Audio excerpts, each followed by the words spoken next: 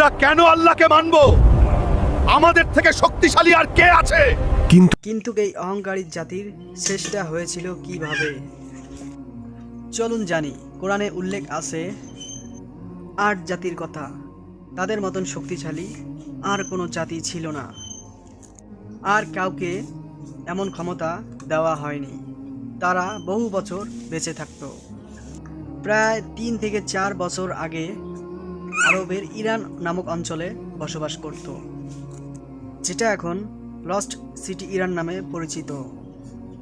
এ জাতি পাহাড় কেটে অবিশ্বাস্য ঘর বানাতো। তাদের নির্মাণ কাজ ছিল অবিশ্বাস্য।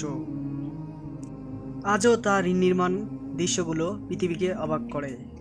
আল্লাহ তাদের দিয়েছিল সম্পদ আর দিয়েছিল আরাম আয়েশে জীবনযাপন করার সুযোগ, কিন্তু তারা আরাম আয়েশে থাকার সম্পদশালী শক্তিশালী হওয়ার পরও আল্লাহকে তারা ভুলে যায়। তখন আল্লাহ তাদের হেদায়েতের জন্য হযরত হুদ আলাইহিস সালামকে পাঠালেন। তিনি বারবার তাদেরকে সতর্ক করলেন এবং সত্যের পথে ডাকলেন, কিন্তু তারা তা মানেনি এবং তারা অহংকারের সাথে বলেছিল যে আমাদের চেয়ে শক্তিশালী আর কে আছে। তারপর এলো আল্লাহর আসল শাস্তি এবং গজব নেমে এসো তাদের উপর। ভয়ঙ্কর ঝড়, তুফান, টানা এবং তীব্র ধমকা হাওয়া, যা টানা 2-3 দিন ধরে তাদেরকে ধ্বংস করে দিয়েছিল। যাদের নিজেকে নিয়ে এত গর্ব ছিল, তারা সামান্য হাওয়ার সামনে টিকতে পারল না।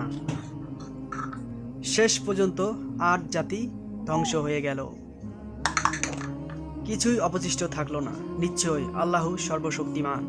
আশা করি আমাদের ইসলামিক চ্যানেলটি সাবস্ক্রাইব করবেন। আলোর পথ আমাদের সঙ্গেই থাকবেন। ভিডিওটি একটি লাইক, একটি সাবস্ক্রাইব করতে ভুলবেন না।